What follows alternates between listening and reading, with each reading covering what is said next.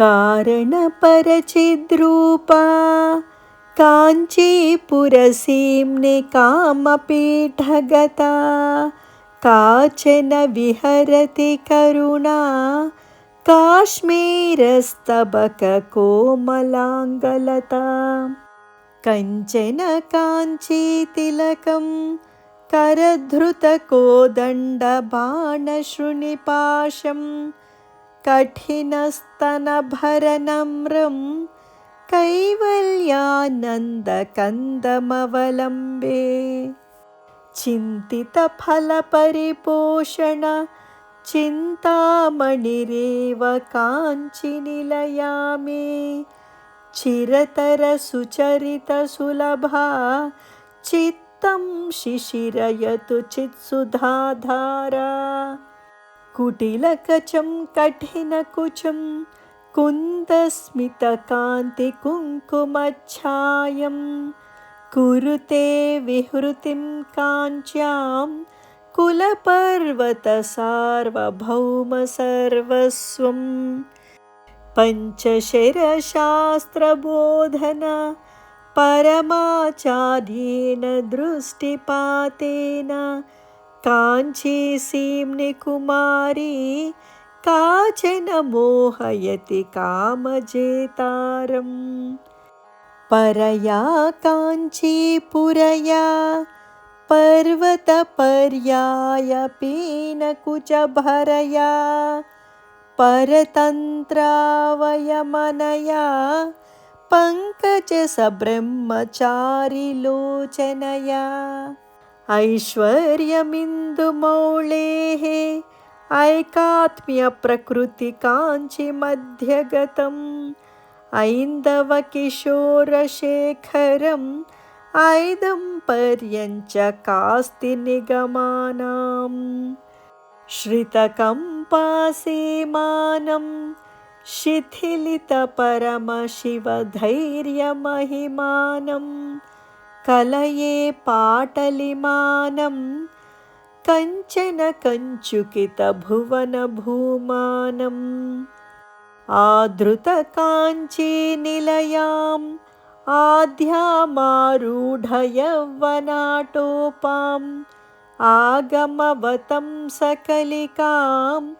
आनन्दाद्वैतकन्दलीं वन्दे तुङ्गाभिरामकुचभर शृङ्गारितमाश्रयामि काञ्चिगतं गङ्गाधरपरतन्त्रं शृङ्गाराद्वैततन्त्रसिद्धान्तम् काञ्चीरत्नविभूषां कामपि कन्दर्पसूतिकापाङ्गीं परमां कलामुपासे परशिववामाङ्कपीठिकासीनां कम्पातीरचराणां करुणाकोरकितदृष्टिपातानां केळीवनं मनो मे केषाञ्चिद्भवतु चिद्विलासानाम् आम्रतरुमूलवसतेः आदिमपुरुषस्य नयनपीयूषम् आरब्धयौवनोत्सवम् आम्नाया रहस्यमन्तरवलम्बे अधिकाञ्चि परमयोगिभिः आदिमपरपीठसीम्नि दृश्येन अनुबद्धं मम मानसम् अरुणिमसर्वस्वसम्प्रदायेन अंकितशङ्करदेहाम् अङ्कुरितो रोजकङ्कणाश्लेषैः अधिकाञ्चि नित्यतरुणीम् आद्राक्षं काञ्चिदद्भुतां बालाम् मधुरधनुषा महेधरजनुषा नन्दामि सुरभिबाणजुषा चिद्वपुषा काञ्चीपुरे केलिजुषा बन्धुजीवकान्तिमुषा मधुरस्मितेन रमते मांसलकुचभारमन्दगमनेन मध्ये काञ्चिमनो मे मनसि च साम्राज्यगर्वबीजेन धरणिमयीं तरणिमयीं पवनमयीं गगनदहनहोतृमयीं अम्बुमयीमिन्दुमयीम् अम्बामनुकम्पमादिमामीक्षे लीनस्थितिमुनिहृदये ध्यानस्तिमितं तपस्यदुपकम्पं पीनस्तनभरमीडे मेनध्वजतन्त्रपरमतात्पर्यम् श्वेतामन्तरहसिते शाता मध्ये च वाङ्मनोतीता शीतालोचनपाते स्फीता कुचसीम्नि शाश्वती माता पुरतः कदानुकरवै पुरवैरिविमर्दपुलकिताङ्गलतां पुनतीं काञ्चीदेशं पुष्पायुधवीर्यसरसपरिपाटीं पुण्या कापि पुरन्ध्री पुङ्खितकन्दर्पसम्पदा वपुषा पुलिनचरीकम्पायाः पुरमथनं पुलकनिचुलितं कुरुते तनिमाद्वैतवलग्नं तरुणारुणसम्प्रदायतसुलेखं तटसीमनिकम्पायास्तरुणिमसर्वस्वमाद्यमद्राक्षम् पौष्टिककर्मविपाकं पौष्पशरं सविधसीम्निकम्पायाः अद्राक्षमात्तयौवनम् अभ्युदयं किञ्चिदद्दशशिमौलेः संश्रितकाञ्चीदेशे सरसिजदौर्भाग्यजाग्रदुत्तंसे संविन्मये विलीये सारस्वतपुरुषकारसाम्राज्ये मोदितमधुकरविशिखं स्वादिमसमुदायसारकोदण्डम् आदृतकाञ्चीखेलनम् आदिममारुण्यभेदमाकलये उररीकृतकाञ्चीपुरीम् उपनिषदरविन्दकुहरमधुधाराम् उन्नम्रस्तनकलशीम् उत्सवलहरीमुपास्महे शम्भोः येन शिशुदीर्घलोचनमेन परिपन्थि सन्ततं नमताम् एकाम्रनाथजीवितमेवं पददूरमेकमवलम्बे स्वयमानामुखं काञ्चीमयमानं कमपि देवताभेदं दयमानं वीक्ष्य मुहुः वयमानन्दामृताम्बुधौ मग्नाः कुतुकजुषिकाञ्चिदेशे कुमुदतपोराशिपाकशेखरिते कुरुते जनो मनोऽयं कुलगिरिपरिबृढः कुलैकमणिर्दीपे वीक्षे महि काञ्चीपुरे विपुलस्तनकलशगरिमपरवशितं विद्रुमसहचरदेहं विभ्रमसमवायसारसं नाहम् कुरुविन्दगोत्रगात्रं कूलचरं कमपि नौमि कम्पायाः कूलं कशकुचकुम्भं कुसुमायुधवीर्यसारसंरम्भम् कुट्मलितकुचकिशोरैः कुर्वाणैः काञ्चीदेशसौहार्दम् कुङ्कुमशोणैर्निचितं कुशलपथं शम्भुसुकृतसंभारैः अङ्कितकचेन केनचिद् अन्धं कर्णौषधेन कमलानाम् अन्तःपुरेण शम्भोः अलं क्रिया कापि कल्प्यते काञ्च्याम् उररीकरोमि सन्ततम् ऊष्मळपालेन लालितं पुंसा उपकम्पमुचितखेलनम्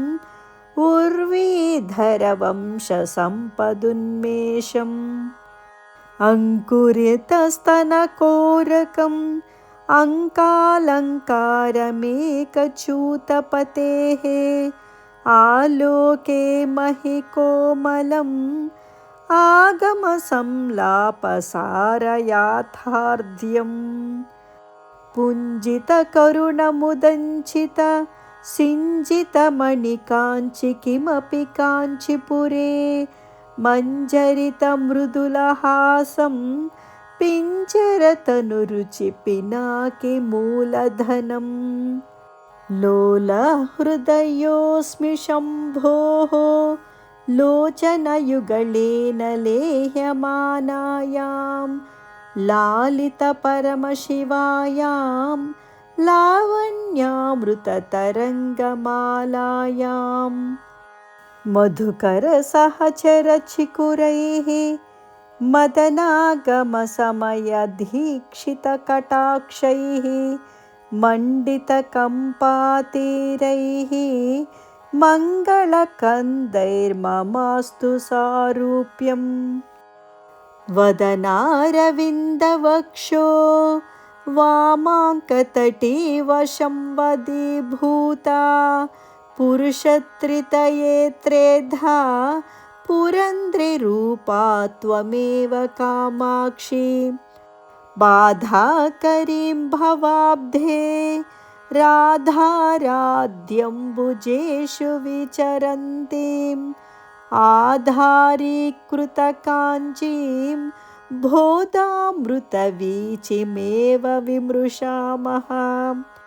कलयाम्यन्तःशशधर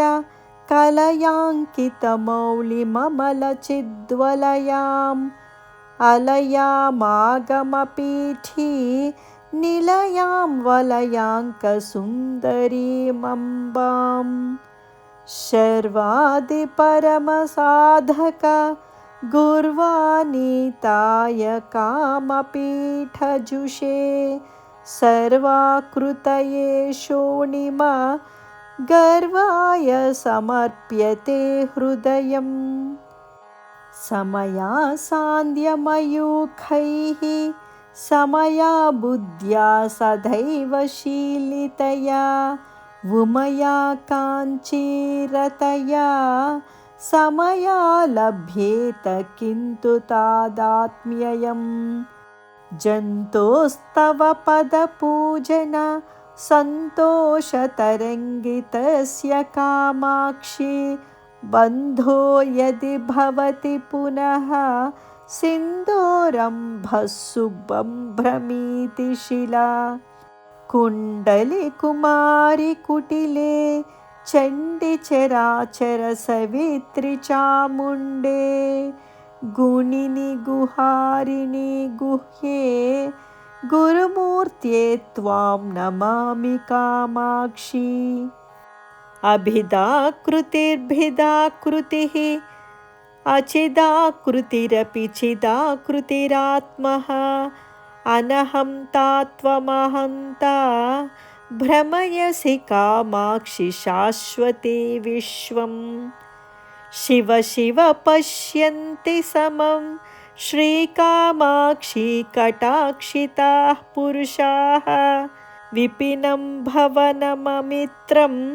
मित्रं लोष्टं च युवतिबिम्बोष्टं कामपरिपन्थि कामिनि कामेश्वरि कामपीठमध्यगते कामदुघा भवकमले कामकले कामकोटिकामाक्षि मध्ये हृदयं मध्ये निटलं मध्ये शिरोऽपि वास्तव्यां चण्डकरशक्रकार्मुका चन्द्रसमाभां नमामि कामाक्षीम्। अधिकाञ्चिकेलिलोलैः अखिलागमयन्त्रतन्त्रमन्त्रमयैः अतिशीतं मम हृदयं विषमशरद्रोहि जीवनोपायैः। नन्दति मम हृदि काचन मन्दिरयन्ती निरन्तरं काञ्चीम् इन्दुरविमण्डलकुचा बिन्दुवियन्नाथपरिणता तरुणी। शम्पालता सवर्णं सम्पादयितुं भवज्वरचिकित्सां लिम्पामि मनसि किञ्चन कम्पातटरोहि सिद्धभैषज्यम्। अनुमितकुचकाठिन्याम् अधिवक्षः पीठमङ्गजन्मरिपोः आनन्ददां भजेताम् आनङ्गब्रह्मतत्त्वबोधिशिराम्। ऐक्षिषि पाशाङ्कुशधरा हस्तान्तं विस्मयार्ह वृत्तान्तम् अधिकाञ्चि निगमवाचां सिद्धान्तं शूलपाणिशुद्धान्तम्। अहितविलासभङ्गीम् आब्रह्मस्तम्भशिल्पकल्पनया आश्रितकाञ्चीमतुलाम् आद्यां विस्फूर्तिमाद्रिये विद्याम्। मूकोऽपि जटिलदुर्गते शोकोऽपि स्मरति यः क्षणं भवतीम्। एको भवति स जन्तुर्लोकोत्तरकीर्तिरेव कामाक्षी। पञ्चदशवर्णरूपं कञ्चन काञ्चीविहारधौरेयं पञ्चशरीयं शम्भोर्वञ्चनवैदग्ध्यमूलमवलम्बे। परिणतवतीं चतुर्धा पदवीं सुधियां समेत्य सौषुम्नीं पञ्चाशदर्णकल्पिता पदशिल्पां तां नमामि कामाक्षीम्।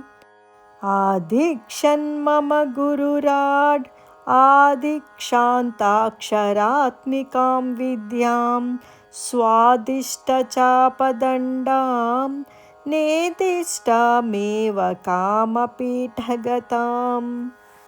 तुष्यामि हर्षितस्मरा सासनया काञ्चीपुरीकृतासनया स्वासनया सकलजगत् भासनया कलितशम्बरासनया। प्रेमवती कम्पायां स्तेमवती यतिमनस्सु भूमवती सामवती सत्यगिरां सोमवती शिरसि भाति हैमवती। कौतुकिना कम्पायां कौसुमचापेन कीलितेनान्तः कुलदैवतेन महता कुट्मलमुद्रां धुनोतु नः प्रतिभा। केनापि मिलद्देह यूना स्वाहा सहायतिलकेन सहकारमूलदेशे संविद्रूपा कुटुम्बिनी रमते। कुसुमशरगर्वसम्पत् कोशगृहं भाति काञ्चिदेशगतं स्थापितमस्मिन् कथमपि गोपितमन्तर्मया मनोरत्नम्। दग्धषडद्वारण्यं दरदलितकुसुम्भसम्भृतारुण्यं कलये तव तारुण्यं कम्पातटसीम्नि किमपि कारुण्यम्।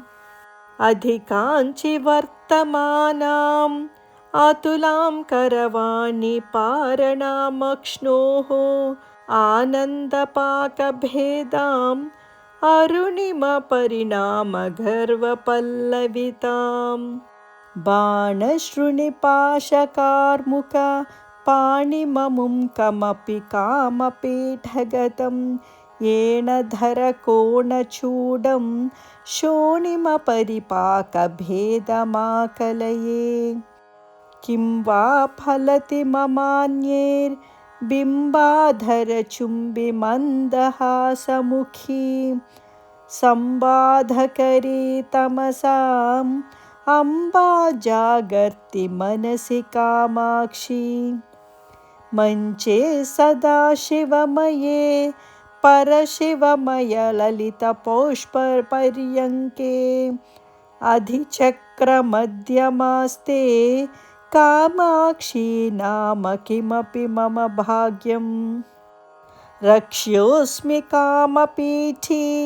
लालिकया घनकृपाम्बुकालिकया श्रुतियुवति कुन्तलीमणि मालिकया तुहिनशैलबालिकया लीये पुरहरजाये माये तव तरुणपल्लवच्छाये चरणे चन्द्राभरणे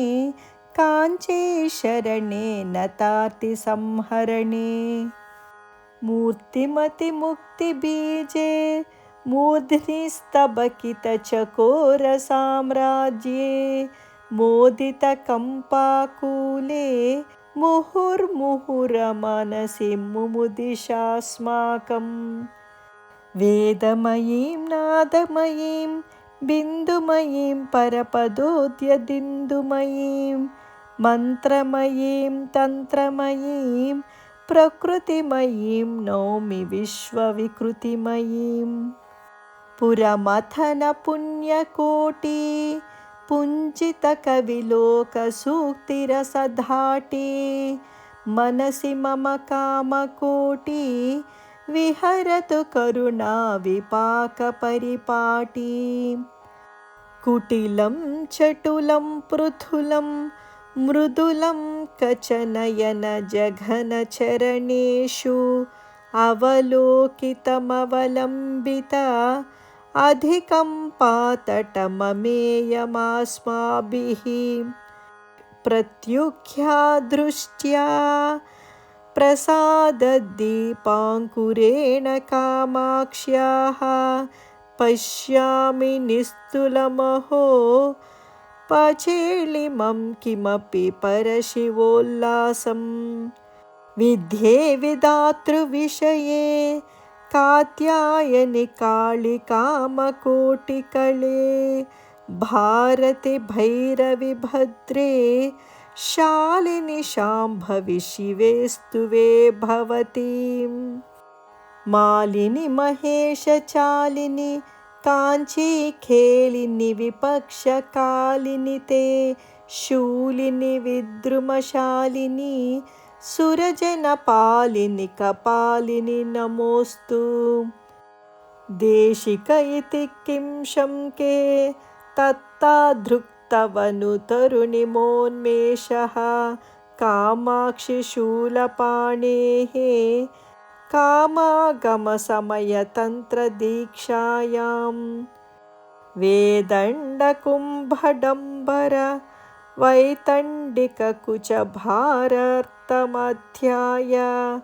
कुङ्कुमरुचे नमस्यां शङ्करनयनामृताय रचयामः अधिकाञ्चितमणिकाञ्चन काञ्चीमधिकाञ्चि काञ्चिदद्राक्षम् अवनतजनानुकम्पा मनुकम्पाकूलमस्मदनुकूलां परिचितकम्पातीरं पर्वतराजस्य सुकृतसंनाहं परगुरुकृपया वीक्षे परमशिवोत्सङ्गमङ्गलाभरणम् दग्धमदनस्य शम्भोः प्रधीयसीं ब्रह्मचर्यवैदग्धीं तव देवी तरुणिमश्री चतुरिमपाको न चक्षमे मातः मदलजलतमालपत्रा वसनितपत्राकरधृतखनित्रा विहरति पुलिन्दयोषा गुञ्जाभूषा फणीन्द्रकृतवेषा अङ्केषु किनी गीते कौतुकिनी परिसरे च गायकिनी जयसि सविधेऽम्बभैरव मण्डलिनी श्रवसि शङ्खकुण्डलिनीं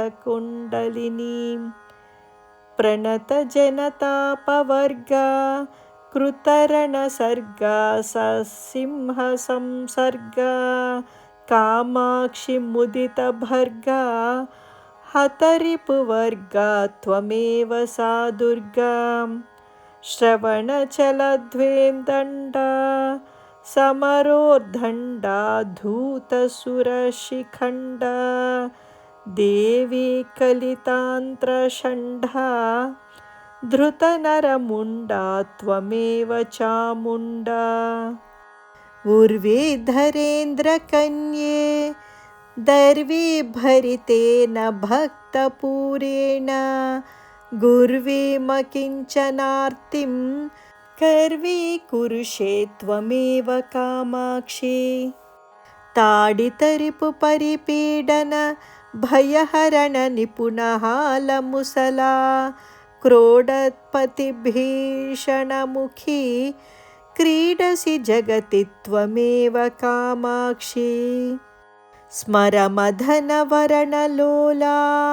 मन्मथेला विलासमणिशाला कनकरुचिचौर्यशीला त्वमम्बबाला कराब्जधृतमाला विमलपटे कमलकुटे पुस्तकरुद्राक्षशस्तहस्तपुटे कामाक्षि पक्ष्मलाक्षि कलितविपञ्ची विभासि वैरिञ्ची कुङ्कुमरुचिपिङ्गमसृक् पङ्किलमुण्डालिमण्डितं मातः जयति तव रूपधेयं जपपटपुस्तकवराभयाब्जकरं कनकमणिकलितभूषां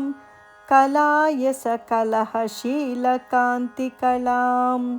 कामाक्षि शीलये त्वां कपालशूलाभिरामकरकमलां लोहितमपुञ्जमध्ये मोहितभुवनं मुदा निरीक्षं ते वदनं तव कुचयुगलं काञ्चीसीमां च केऽपि कामाक्षि जलधिद्विगुणितहुतवः दिशादिनेश्वरकलाश्विनेयदलैः नलिनैर्महेशि गच्छसि सर्वोत्तरकरकमलदलममलं सत्कृतदेशिकचरणाः सबीजनिर्बीजयोगनिःसृण्या अपवर्गसौधवलभी मारोहन्त्यम्ब केऽपि तव कृपया अन्तरसि बहिरसि त्वं जन्तुततेरन्तकान्तकृदहन्ते चिन्तितसन्तानवतां सन्ततमपि सन्तनीषि महिमानं कळमञ्जुळवागनुमिता गलपञ्जरगतशुकग्रहौत्कण्ठ्यात् अम्बरदनाम्बरन्ते बिम्बफलं शम्भरारिणान्यस्तं जय जय जगदम्ब शिवे जय जय कामाक्षि जय जयाद्रिसूते जय जय महेशदयिते जय जय चिद्गगनकौमुदीदारे आर्याशतकं भक्त्या पठतामार्या कटाक्षेण निस्सरति वदनकमलात् वाणी पीयूषधोರಣಿ दिव्या మూక పంచశతిలోని ఆర్య శతకం సమాప్తం.